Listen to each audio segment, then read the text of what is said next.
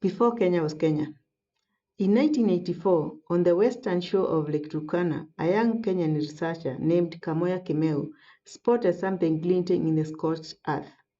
It was a skull fragment. What he found rewrite human history. The bones belonged to a boy, maybe 8 or 9 years old, who died 1.6 million years ago, nearly complete, perfectly preserved. When scientists assembled the skeleton, they realized something extraordinary. This boy could have walked the streets of Nairobi today, and he wouldn't look twice. He was us. We are him. This land, the land we call Kenya, isn't just a birthplace of humanity. It is the birthplace. Long before the name Kenya existed, long before colonies or countries, long before the Swahili traders reached the coast or the British drew their lines on maps, this place has been home. But how did we get from that boy at Turkana to the 40-plus ethnic communities living in Kenya today? How did the Kikuyu arrive at the slopes of Mount Kenya? When did the Maasai cattle first cross the Rift Valley? Where did the Luhya come from and why? This is the story of Kenya before Kenya, the story of movement, of courage, of people who looked at the horizon and decided to walk toward it. Let's go back, way back. 7 million years ago, the Great Rift Valley begins to tear Africa apart. Mountains rise, valleys sink, the climate shifts, and in this crucible of geological violence, something remarkable happens. Our ancestors appear. Not in Europe, not in Asia, right here. Between 3 and 2 million years ago, early humans, Homo habilis, the herdsmen, are making stone tools on the shores of Lake Turkana. They are hunting, gathering, beginning to look up at the stars and wonder.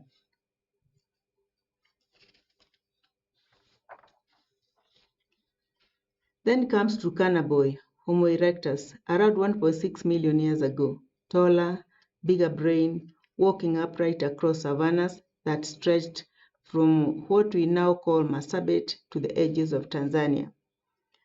And here's what matters. These aren't just fossils in a museum.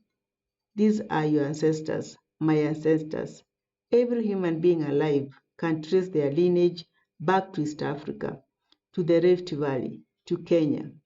By 200,000 years ago, Homo sapiens, modern humans, people who looked exactly like us, are living throughout what we call Kenya. They are hunting elephants with stone-tipped spears. They are fishing Lake Victoria. They are creating art, burying their dead with ceremony, developing language. They are Kenyans, long before anyone knew what Kenya meant.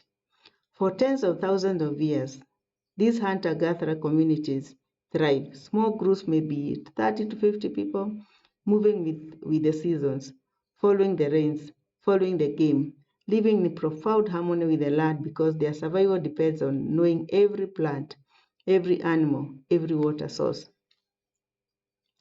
Some of their descendants are still here. The Omolo by Lake Turkana, fewer than 5,000 people now. The Yaku in the Mukugondo forest, the Ogiek in the Mau.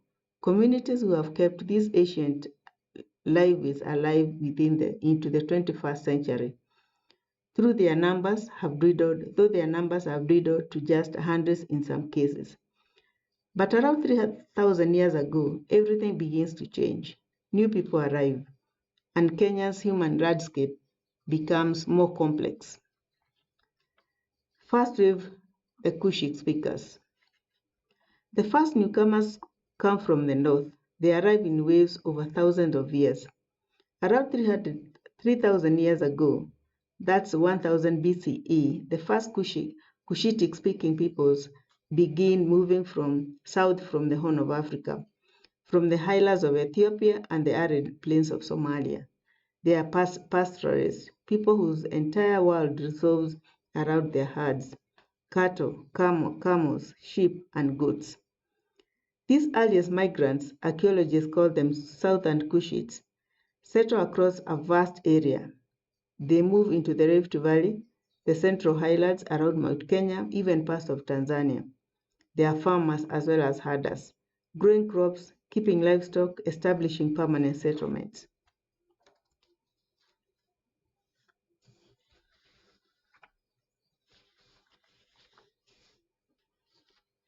Here is what is crucial. When later groups arrive, the Bantu speakers, the Nilots, many of these southern Cushitic communities are absorbed through intermarriage, through cultural exchange, through gradual assimilation over centuries. But their legacy remains everywhere. In the Kikuyu language, there are Cushitic words for agricultural tools. Place names across central Kenya have Cushitic origins. The Yak people in the Mukugodo forest, today only about 5,000 people, now speaking Maasai, are believed to be descendants of these original southern Cushitic groups. Then much later, between 500 and 1000 CE, a second wave of Cushitic speakers arrives, and these groups are very much with us today. The Somali begin moving into what is now northeastern Kenya, Mandera, Wajir, Garissa, parts of Isiolo. Today they number about over 2.3 million in Kenya. Organized into major clans like the Ogaden, the Godia, Ajuran, and Gare. Camel herders, traders, people adapted to survive in some of the harshest desert terrain on earth. The Rendille, closely related to the Somali, settle in the arid lands around Marsabit in northern Kenya. Around 60,000 people today, master camel herders who've maintained their pastoral traditions into the modern era. Moving with the seasons, their entire culture built around the camel. The Borana, also called Orma in Ethiopia, established themselves in Marsabit, Isiolo, and along the Ethiopian border, maybe 100,000 in Kenya today. Cattle herders with a sophisticated age, great system called Gabra that governs their society. Every 8 years, power transfers to a new generation. The Orma settle along the Tana River in eastern Kenya. Around 70,000 people today. Like their Borana cousins, they are cattle people, but adapted in the riverine environment of the Tana. The Sakuye, a smaller group, maybe 15,000 people, live in Marsabit and Isiolo counties, herding camels and cattle. The Gabra, another camel herding community of about 90,000, settle in the far north around Moyale and the Chabi Desert. All of these communities, Somali, Rendille, Borana, Orma, Sakuye, Gabra, speak related Cushitic languages. They share cultural traits, pastoralism, clan-based organizations, adaptation to arid environments, strong oral traditions. By around 1000 CE, these Cushitic communities control most of northern and northeastern Kenya. The Rift Valley have both the remaining southern Cushitic groups and some of these newer arrivals. This is the Kenya, the next wave of migrants encounters.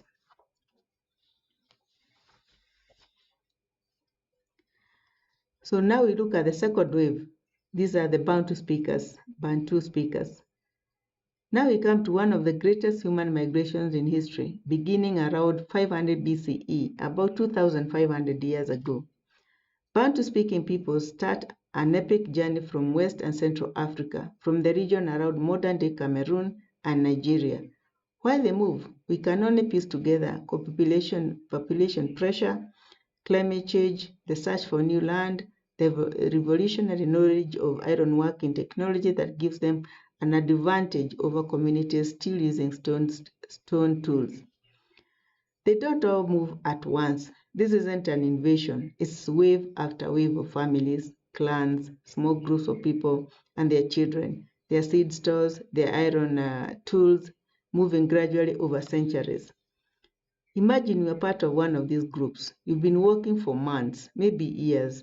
Your grandparents spoke of green highlands to the east, of fertile land near Great Lakes. You follow the stories, you follow the rivers, you follow hope. One branch of Bantu speakers moves along the Congo River basin, then turns east toward the Great Lakes. Another branch moves down the East African coast, then inland. The first Bantu speakers likely reached Lake Victoria region and the highlands of what's now Kenya around 1000 CE, about 1000 years ago.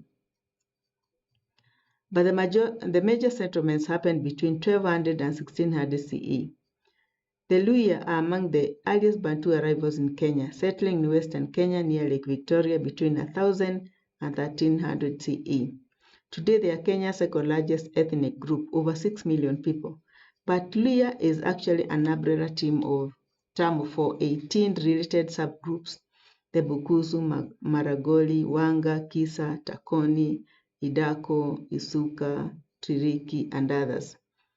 Each has its own origin story, its own dialect, and its own traditions, but they share related languages and cultures. The Kisii, also called Gusii, around 2.7 million today, settle in the southwestern highlands near the Tanzania border, probably arriving between 1200 and 1500 CE. Farmers in fertile volcanic soils, they established themselves in the rolling hills of what's now Kisii and Nyamira counties. The Kuria, about 350,000 people, settled south of Kisii, right on the Kenya-Tanzania border, around the same period, so close to the border that even today, Kuria families often have relatives on both sides. The Kikuyu, who would become Kenya's largest ethnic group at over 8 million people today, arrived at the slopes of Mount Kenya between 1300 and 1600 CE. Their oral traditions speak of migrating from the northeast, possibly from Mount Kenya, around Mount Kenya's northern flanks, or even from the coast, gradually moving inland. Picture this arrival. You crest a ridge, and suddenly there it is, Kirinyaga, the mountain of brightness, its peak gleaming with snow even here at the equator. The land is forested, rich, well-watered by the mountains, rivers, perfect for farming. The Kikuyu encounter those earlier southern Cushitic communities. They intermarry. They absorb agricultural knowledge. They learn which crops grow best, where the water flows, how to read the mountain's moods, and they establish a sophisticated farming culture within 9 major clans, each tracing descent from one of the 9 daughters of the legendary founder, Kikuyu. The Embu, around 600,000 today, settled on the southeastern slopes of Mount Kenya around the same time as the Kikuyu, 1400-1600 CE, so closely related to the Kikuyu that their languages are mutually intelligible. A Kikuyu and an Embu can understand each other with little difficulty. The Meru, about 1.9 million people today, actually 5 related groups: Tigania, Igembe, Imenti, Mutini, and Chuka, established themselves on the eastern and northeastern slopes of Mount Kenya, also between 1400 and 1600 CE. Their oral traditions are vivid. They speak of arriving from the coast as refugees fleeing oppression, traveling inland until they reach the mountain. They call their arrival Mbwa, the coming out. The Kenya's third largest Bantu group at around 4.6 million, settled in the semi-arid lands east and southeast of Nairobi, Machakos, Kitui, Makueni counties. Arriving at around 1400 to 1600 CE, they adapt to harsher, drier conditions and their Kikuyu and Meru cousins, and they become something remarkable: legendary traders. Kamba caravans reach the Indian Ocean coast, a journey of weeks through dangerous territory. They trade ivory, cattle, iron goods. They return with clothes, beads, metal tools. They push deeper into Uganda. They become the middlemen, the connectors, the merchants who link the interior to the coast and to the outside world. The Taita, about 350,000 people, settle in the Taita Hills near the coast, probably between 1300 to 1500 CE. The hills rise dramatically from the dry plains, creating a unique microclimate. The Taita become master terraced farmers, carving their fields into the hillsides. The Mijikenda, meaning 9 tribes: Giriama, Duruma, Digo, Rabai, Kauma, Choni, Shoni, Kamba, Jibana, and Ribe, about 2.2 million people today. They settle in the coastal hinterland behind Mombasa between 1400 and 1600 CE. They have oral traditions of fleeing from the north, from somewhere near the Somali coast, escaping conflict or oppression. They established fortified hilltop settlements called kayas, sacred forest groups that still exist today. The Pokomo, about 100,000 people, settle along the Tana River, probably between 1200 and 1500 CE. They become river farmers in the midst of pastoralist territory, cultivating the fertile soil along the riverbanks, fishing the Tana's waters. These Bantu arrivals transform Kenya. They bring iron working tools that can clear forests, weapons for defense, hoes that make intensive agriculture possible. They introduce new crops, bananas, yams, varieties of millet, and sorghum.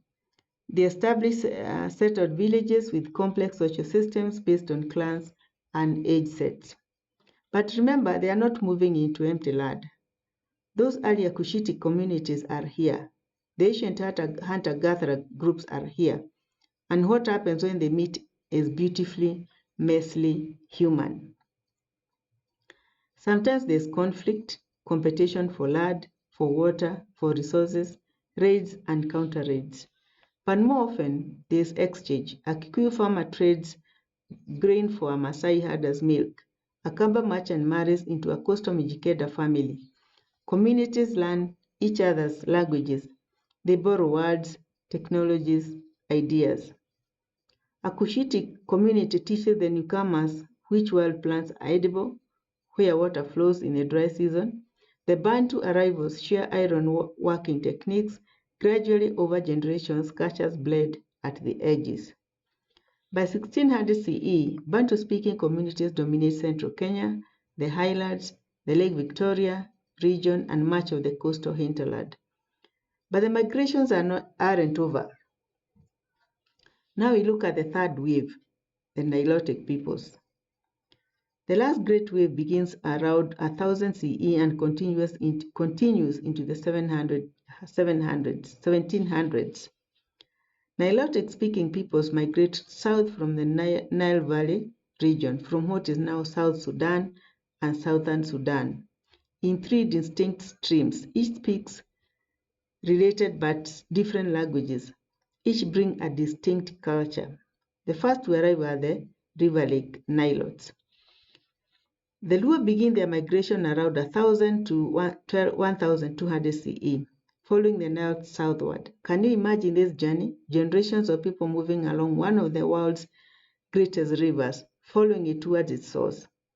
They reach the northern shores of Lake Victoria, then turn east, along the lake. By around 1500 CE, they are settling in what's now Nyanza province, Siaya, Kisumu, Orma Bay, Migori counties. Today, the Luhya number of 5 million in Kenya. They bring a fishing culture, Lake Victoria, Namlolwe in their language, becomes central to their identity. They are organized into clans, they practice polygamy, they have elaborate funeral rites that can last days, with the entire community gathering to honor the dead.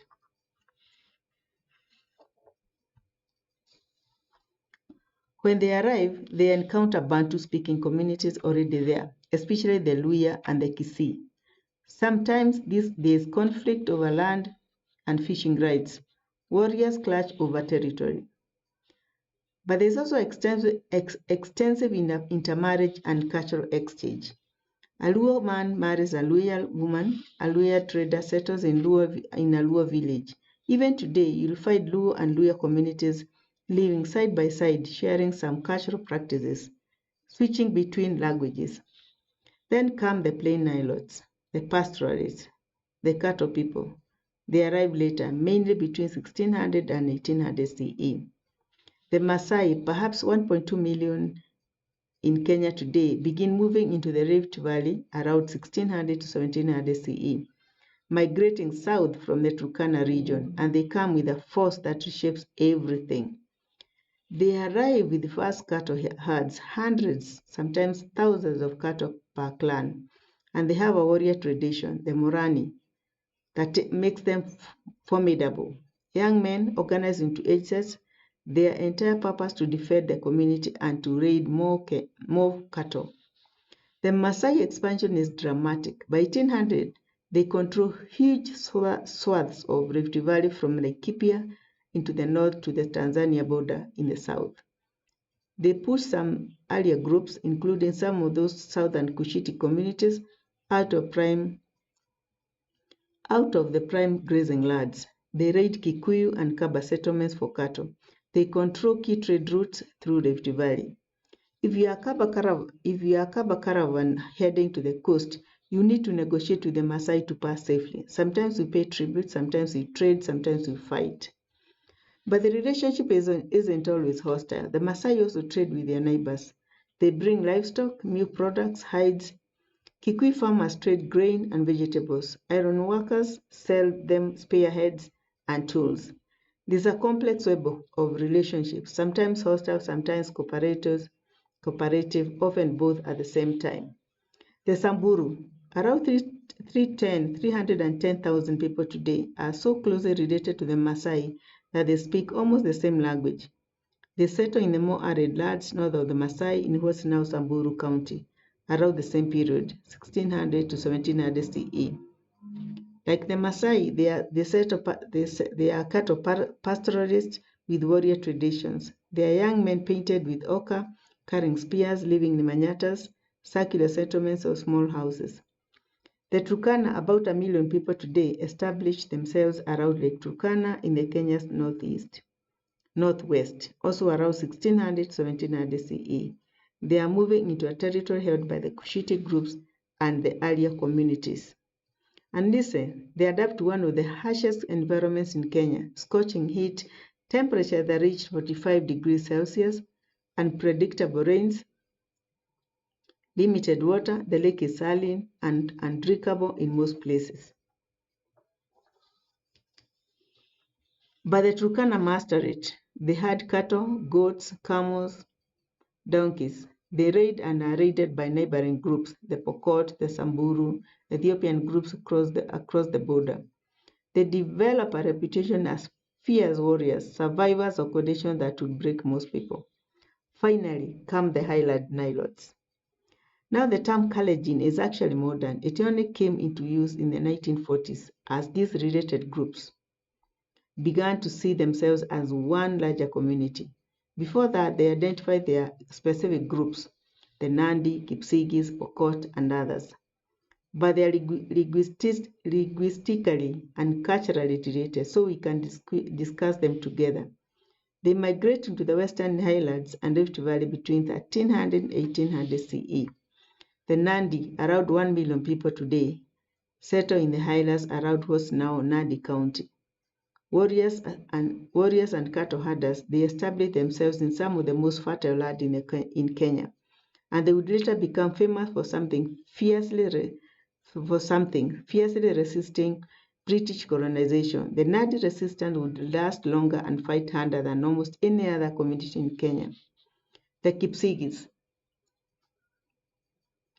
about 2 million people, settle in the highlands of Kericho and Bomet counties. Like the Nandi, they are pastoralists and farmers. Organized into age sets, the rolling green hills of Kipsigis country would later become Kenya's tea-growing heartland. The Pokot, around 700,000 people, settle in the highlands and lowlands of West Pokot and Baringo counties. And here's what's interesting. They split into two distinct groups based on where they live. The highland Pokot farm, growing maize and beans in the cooler elevations. The lowland Pokot had cattle and practiced pastoralism similar to their Turkana and Samburu neighbors. Same ethnic group, different lives based on environment. The Tugen, about 350,000 people, settle in Baringo County. This is the community that would produce Kenya's second president, Daniel Arap Moi, who ruled for 24 years. The Marakwet, around 200,000 people, established themselves in the Kerio Valley and developed something extraordinary, sophisticated irrigation systems. They channel water from the Kerio River through carefully constructed furrows to their terrace farms on the valley walls. Some of these irrigation systems are centuries old and still function today. The Sabaot, about 300,000 people, settle on the slopes of Mount Elgon on the Kenyan-Uganda border. The mountain straddles both countries, and so do Sabaot communities. The Terik, a small group of maybe 120,000, settle near the Nandi. All of these Kalenjin groups share cultural traits, age-set systems that organize society into generations, cattle herding combined with agriculture, circumcision ceremonies for both boys and girls, strong oral traditions passed down through generations. And in the late 20th century, they would produce some of the world's greatest long-distance runners like Kipchoge, Paul Tergat, Eliud Kipchoge, who would break the 2-hour marathon barrier, a legacy that continues today, with the Kalenjin runners dominating global distance running. By the early 1800s, look at what exists. In the far north, around Lake Turkana, the Turkana had their animals across volcanic plains. The mole fish the lake's alkaline waters. These are ancient landscapes, harsh and beautiful, where survival requires intimate knowledge passed through generations. In northeastern Kenya, Somali and other Cushitic communities, Rendille, Gabra, Borana, move with their camel and cattle herds across vast arid territories.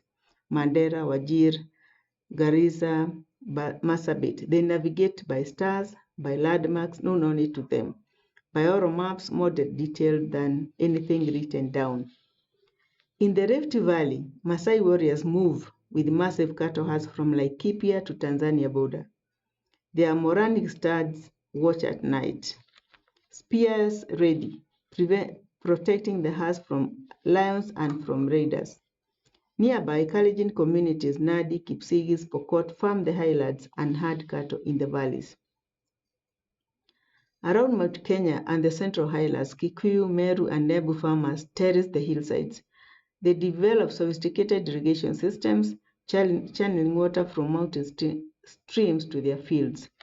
They grow millet, sorghum, yams, bananas. Each homestead is surrounded by hedges of living plants. These are natural fences that also provide firewood and animal fodder. To the east, in the dry lands of Machakos and Kitui, Kamba families prepare caravans for the long journey to the coast. They load ivory, they gather cattle, they prepare provisions for weeks of travel. Young men volunteer for these dangerous expeditions, knowing that success means wealth and status back home. In the west, along Lake Victoria, Luhya communities farm some of the most fertile land in Kenya. They grow bananas, cassava, maize. Nearby, Luo fishermen cast their nets into the lake. They know the lake's moods, where the fish run, which weather signs mean danger. On the coast, something unique exists, the Swahili states, Mombasa, Malindi, Lamu. Here, over 1,000 years, African, Arab, and Asian cultures have been mixing, creating something entirely new, Swahili, a Bantu language infused with Arabic, Persian, even some Portuguese, is spoken in the streets. Stone houses rise 3 stories high. Mosques call the faithful to prayer. Dhows from Arabia, India, and Persia fill the harbors. Behind the coast, the Mijikenda live in their sacred kayas. The Taita from their terrace hills. The Pokomo cultivate the banks of the river Tana. These aren't isolated groups living in separate worlds. Trade routes crisscross Kenya like veins. The Kamba middlemen connect the interior to the coast. Kikuyu farmers trade with Maasai herders at established market sites. Grain and vegetables for milk and cattle. The Maasai control key routes through Rift Valley, charging passage or offering protection to traders. Languages bled at the borders. A Kikuyu living near Maasai territory learns Ma, the Maasai language. A Maasai trader learns enough Kikuyu to negotiate. Swahili begins spreading inland as the language of trade. People intermarry constantly. A Kikuyu girl marries into a Maasai family, bringing agricultural knowledge. A Luo trader settles among the Luhyas, a student speaking both languages. These mixed families become bridges between communities. Yes, there are raids. The Maasai raid Kikuyu settlements for cattle. The Kamba raid Maasai, the Turkana and Pokot raid each other. Cattle theft is endemic, almost ritualized. Young warriors prove themselves by stealing cattle from rival groups.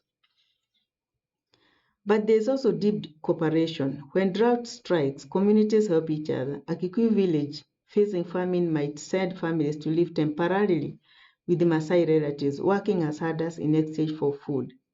When the rains return, they go home. There are confederations, alliances. Some Kalenjin groups ally with certain Maasai sections against others.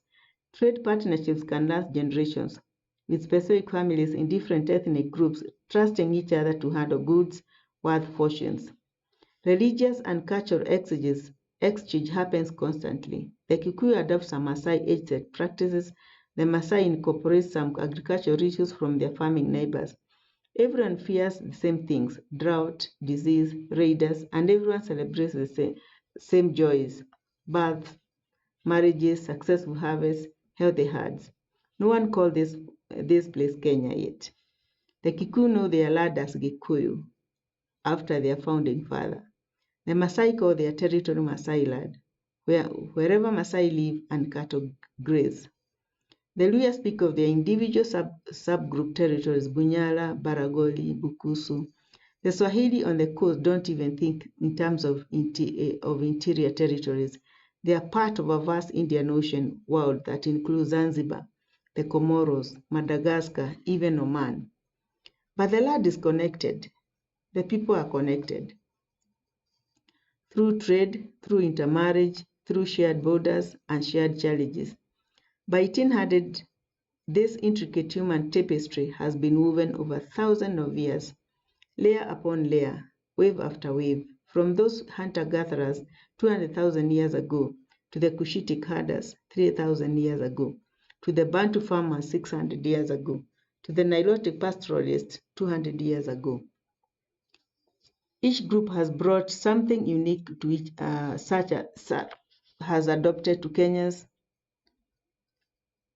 quite unique. Each has adapted to Kenya's diverse environments, from the scorching deserts of the north to the cool highlands of the Aberdares, from the humid coast to the plain to the dry plains of Kitui. And each has contributed to what Kenya would become. But then, in the late 1800s, everything changes because treasures arrive from the sea. Men with pale skin and strange languages and maps showing ownership of land they've never walked on. Men with guns and absolute certainty that this ancient, complex, deeply human place belongs to them. The British are coming, and nothing will ever be the same. Before I get today, I want you to sit with this. Every Kenyan community has an origin story, a story of coming from somewhere else, of journeying, of settling, of making this place home. We are all migrants, all travelers, all descendants of people who looked at a horizon and walked toward it with hope. The hunter-gatherers who've lived here for 200,000 years, the Cushitic herders who arrived 300,000 years ago, the Bantu farmers who cleared forests 600 years ago, the Nilotic pastoralists who drove their cattle over 400 years ago. None of us are more Kenyan than the others. We are all part of the same ancient, ongoing story. And here's what's beautiful. By 1800, before colonialism, Kenya was already a cosmopolitan, already diverse, already complex. Communities traded, fought, intermarried, learned from each other. This wasn't a simple primitive society waiting for Europeans to bring civilization. This was civilization, just not the kind the British would recognize or respect. Next time, we'll talk about what happened when that world was interrupted, when the British arrived with their treaties and their trains and their brutal certainty that they would own what was never theirs to take. The story of colonialism and the story of how Kenyans fought back. Kenyans fought back. Until then, walk well. Bye. Thank you.